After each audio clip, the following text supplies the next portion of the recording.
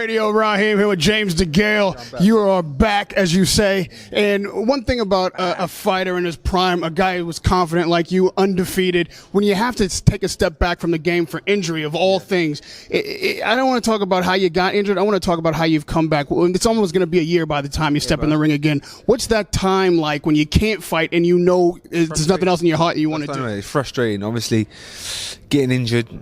By the way, my shoulder was mash up. I had a tear around my shoulder. My AC joint needed stabilizing, and I had a tear in my rotator cuff. So it was gone. But yeah, the long road. It's been a long road back. Frustrating.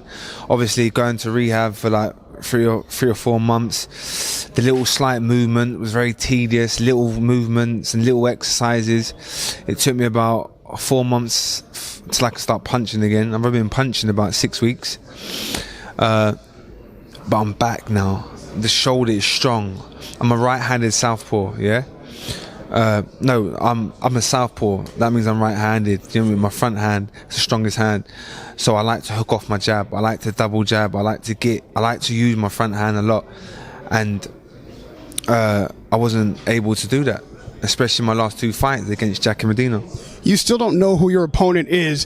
The mental build-up to stepping in the ring after an injury, regardless of what happens in training, you don't really know until the fight kicks off. How has it been for you staying focused and preparing yourself to step through those rings and trust your body? What? Because I'm not. Because it's the first time since assuming you had surgery, the rehab, all this. Yeah. But listen, before I get in the ring, everything's going to be tested out. Obviously, I'm going to spar. I'm gonna know if it's right or not. So it'll be sweet. In this time, it's not even going to have been a year, but a lot happened in the super middleweight division. Guys have become stars. Groves won his first world title, and they feel like they're the face of the division now. They're the real champs. How hard was it for you to watch that happen? And do you agree that there's someone else now that's the face of the division that you'll have to reclaim? I'm recognised number one. Full stop. I'm proven. Look at my last fights: Booty, Jack, Medina, Darrell. I'm proven. I know I'm number one. So no one can really test me if I'm being honest, for like achievements and for the last 4 or 5 people I've boxed. But as I say, I get past this in December. Next year is a massive year for me. There's some big fights out there domestically and overseas, and that's what I want, is the big fights, the big stadiums and the big money, really.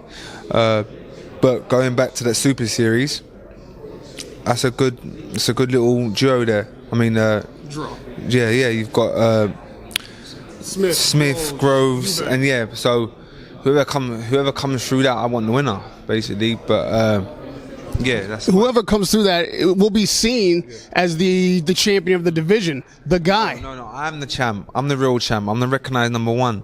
Fact. Look at my last. You know what I'm saying? Look who I beat for my world title, Andre Darrell. He was 25 or 26-1 when I beat him. Who did Groves beat for his world title? Do you know? Yeah, it was Chichinov, some random little Russian that no one's heard. It's hard for me to pronounce his name, but yeah, Chichinov, whatever. Who else? No one else is world champ. No one can compete with me. I'm recognised number one. It just annoys me a little bit because, do you know what I'm saying? I've worked hard. I've boxed anyone that's been put in front of me and won. Groves is going to fight Eubank. Eubank's talked a lot of trash about you. Said he bashed you up in sparring. And Eubank's a pussy, yeah? Chat shit, rubbish. If he comes through this tournament, that'll be a massive fight next year, and I promise you, that's what I'm about next year. It's 3 fights. I'm going to box 3 times in big fights. So, it sounds like you're picking Groves over Eubank. Yeah, I think I am, because why? I just think the size. I don't listen to all these sparring stories you hear, because Eubank said he schooled me in sparring, but I know what happened in our spar. And I just think Groves has got that little bit more experience, and the size difference. He's got a good jab. I just think it will be a good fight and entertaining, but I think Groves wins it. And lastly, James, to your fans back in the States, and Badu Jack himself will say, hey, it was a draw. We're on equal footing here. Badu Jack chose to move up in weight, where he could have come over here, boxed on box office, got a lot of money, and proved to everyone that he was the real winner. But he didn't do it. He's gone up in weight. So does he really believe in himself? He could have made that weight once more. Just once more.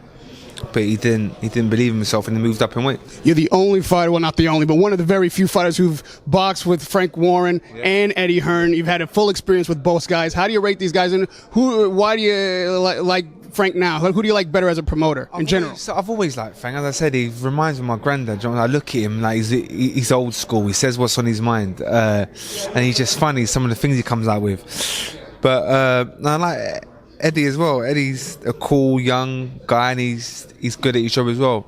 Listen, it's business. I work with whoever's going to pay me the most money, whoever's going to get me the fights, I'll go with. It's simple. Radio Raheem. Listen, man, it's a pleasure to talk to you. It's glad to see you back in the ring. Yeah. Congratulations on coming through that surgery. James DeGale fighting December 9th here on Box Nation. The gold is bold. You're going to watch him unfold. At the Cover Box on December 9th. James DeGale, welcome back, champ.